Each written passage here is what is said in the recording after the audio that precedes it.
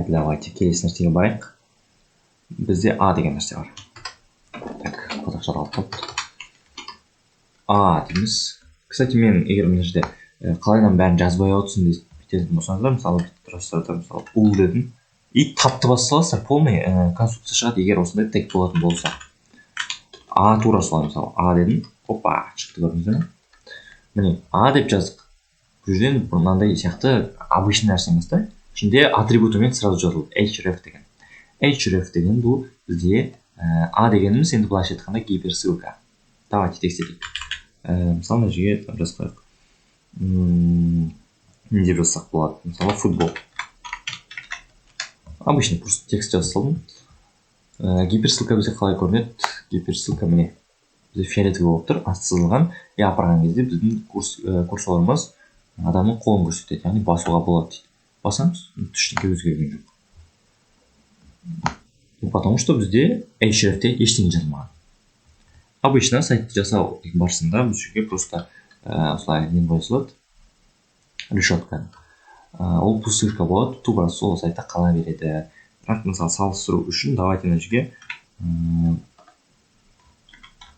YouTube-ның ссылкасын қойып, чтобы стильный министрі түсіну үшін.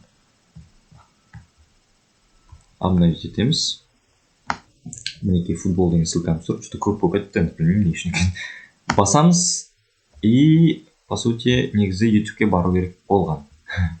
Неге бармай қалды? Все, мен түсіндім. Біз HTTP ұмытып кеттік. YouTube-та алайық болын. Мінекей https сонымен жазайық. Потому что енді біз youtube.com соткадан компьютермен жазсаңыз шығады, ал біз сайттарда қолмен жазу керек. Несімен бірге, протоколмен бірге. Енді кіреміз. Опа, YouTube-ті кірді. Назад басамыз, біздің сайтымызда тұр. А деген өте көп қолданылатын тегтердің бірі ғой, потому что ссылка любой жерде бар ғой, мысалы. Біз кнопкаларға қоямыз ссылкаларды. Кстати, кнопка демекші, біз кнопкаға келіп. Есіме түсіп кетті. Кнопка деген нәрсе. Button. Button деген енді, соответственно, ағылшын тілінде кнопка деген мағынаны білдіреді, яғни батырма. Енді давайте мына жерге жазайық. Не деп жазамыз? Мына жерге баскетбол деп қойған. Ақыры футболмен бастаған екенбіз. Button көрсетейін сіздерге.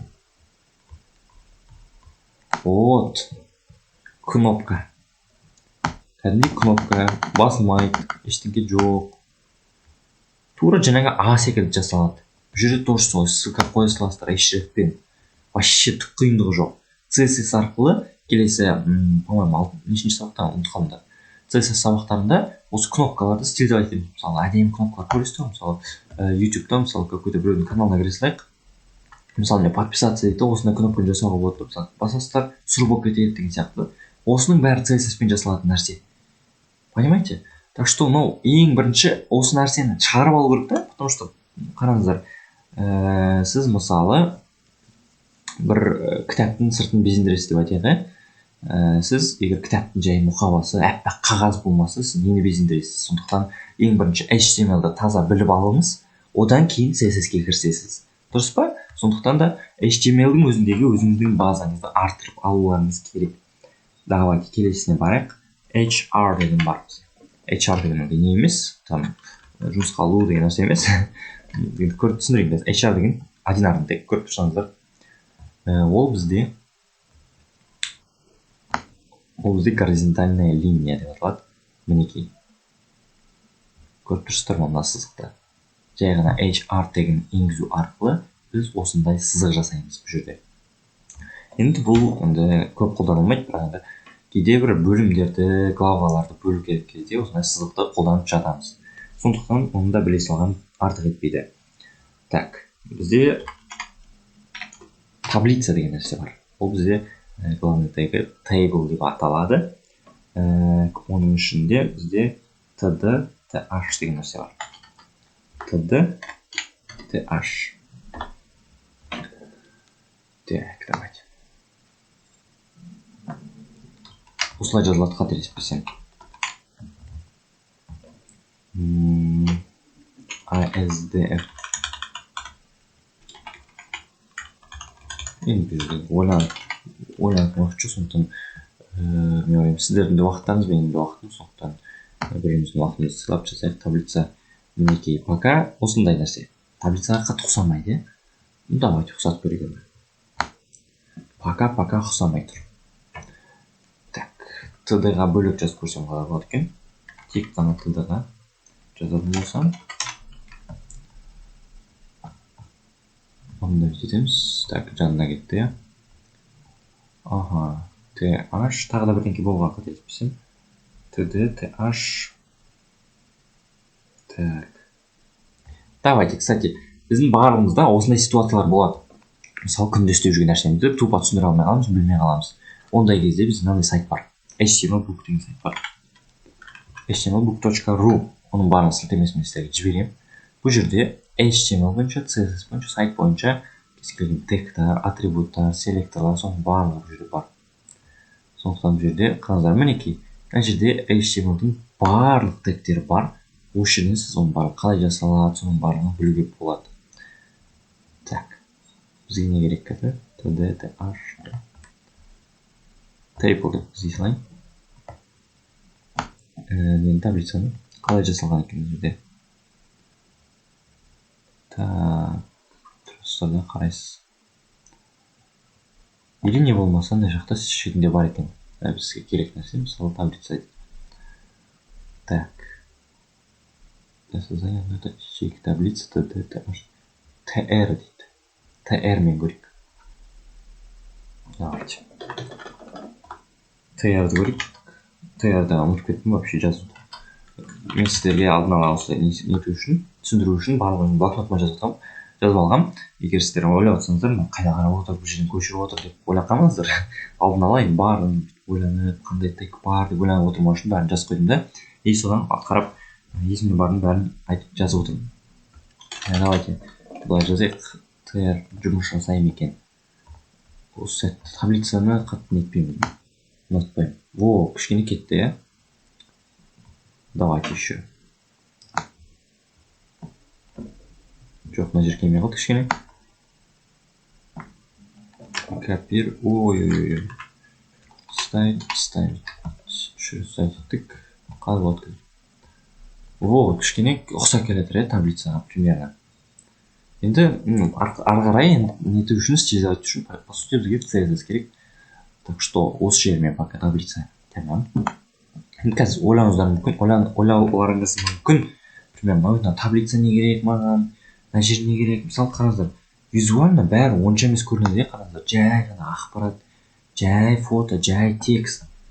Бірақ оның барлығын жасау үшін бізге CSS керек. Потому что екі бөлек нәрсе. Бірақ оның бірін білмесеңіздер, сізде сайт шықпайды. Екеуін де білулеріңіз керек, сондықтан уақыттарыңызды үнемдеп, екеуін де қатар үйренуге тырысыңыздар. Кез келген тег болсын, атрибут болсын, селектор болсын, соның барлығын жаттап, енді басында жаттап алмасаңыздар да қарап жүріңіздер. Мінекей осы сайт өте керемет сайт, потому что бұл самый универсальный сайт шығар. Осы жерде тегтер туралы барлық ақпарат бар. Ұмытып қалсаңыздар, осы жерден ізденсеңіздер болады. Либо Google-ға жаза саласыздар, шығады. Любой сайттан қарайсыздар, любой конструкция шығады. Соны бастысы ұмытпаңыздар. Так, бізде форма деген нәрсе бар. Давайте соны көрейік. Form дейміз. Формның ішіне input деген қосамыз. Давай. Form action. Form деген бізде тег, action атрибут, значение пока жоқ.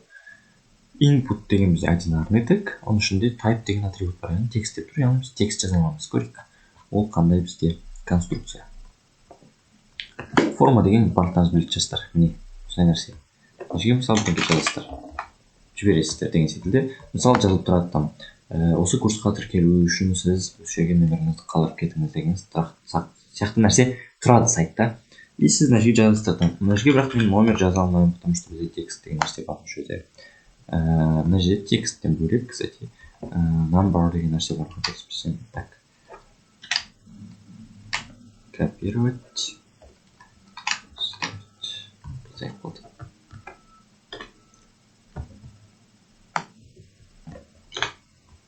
Так. Number. Type жерде баттың көріп көрсетеді бізге.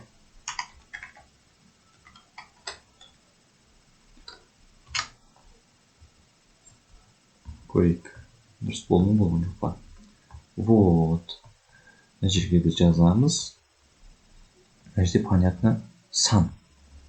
Номер жазамыз мысалы. Мына жерге енді текст жазу керек. Енді мына жерде біздің кнопкамыз, баттонымыз кішкентай болып қалды. Пока CSS жоқ, сондықтан. В принципе, алай нәрселерін түсініп алсыздар деген ойдамын. В принципе, тағы да біз мынандай нәрсе бар. Кез келген сайтты жасаған кезде біз блоктарға бөліп жасаймыз. Мысалы, сайттың басы болады, шапкасы болады да, мысалы, мына жерде меню, главная деп тұратын нәрселер болады ғой, мысалы ше. Мысалы, YouTube-ымыз бар ма? YouTube-та жанында тұр, мысалы, мынандай нәрселер кейбір сайттарда үстінде тұрады. И сол ең басын сайттың сол нәрселердің барлығын, ақпараттың барлығын біз мындай нәрсеге таламыз қазір. Біз көп артық нәрсе жазып қойдық. Көп тегтер деген жатырмыз.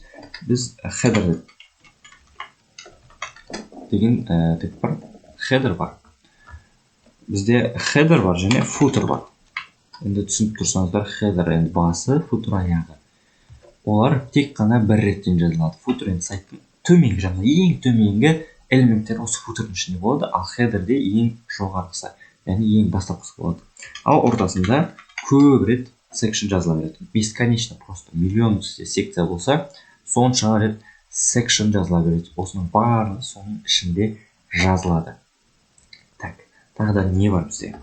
Бізде div деген бар. Div деген өте ең көп қолданылатын тег. Давайте мен сіздерге өзімнен бір проекттің несін ашып көрсетейін. Қазір.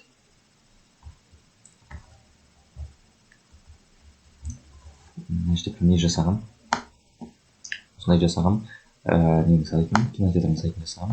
G-Cinema деген Семей қаласындағы. Осының несін көрсетейін сіздерге, HTML файлын. Давайте.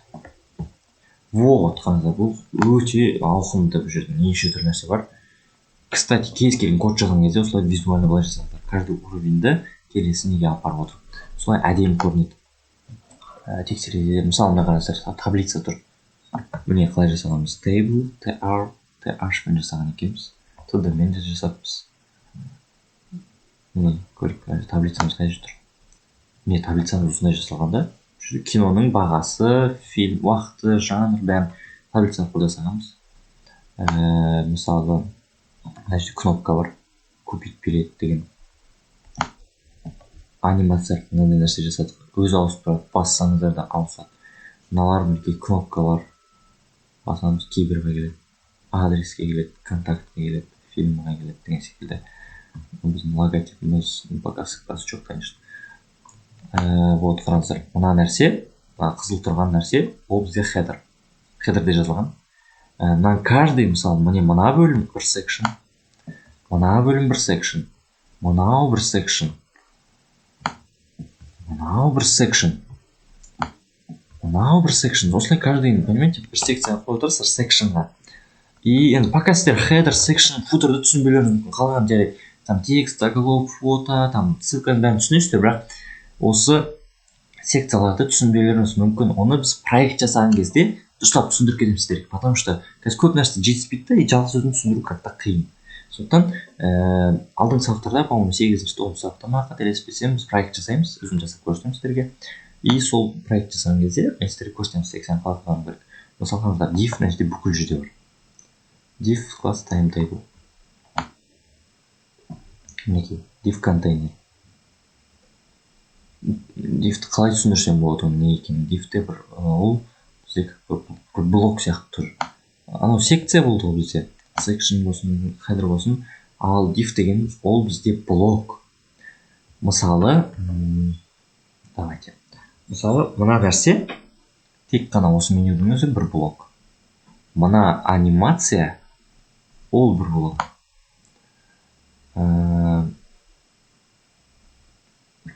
Мынаны бір блок жасауға болады, фото мен текстті. Таблицаның өзі бір блок. Понимаете, бұл жерде андай да, тупо қоя салсаңыздар, оның размері кетіп қалуы мүмкін. Бүйтіп түзелмей қойды, сіз қойғыңыз келетін жерге қою үшін, по сути, сізге div керек. Div арқылы сіз оған класс бересіз. Класс дегенді де бір келесі сабақтарда түсіндіремін. пока что осылай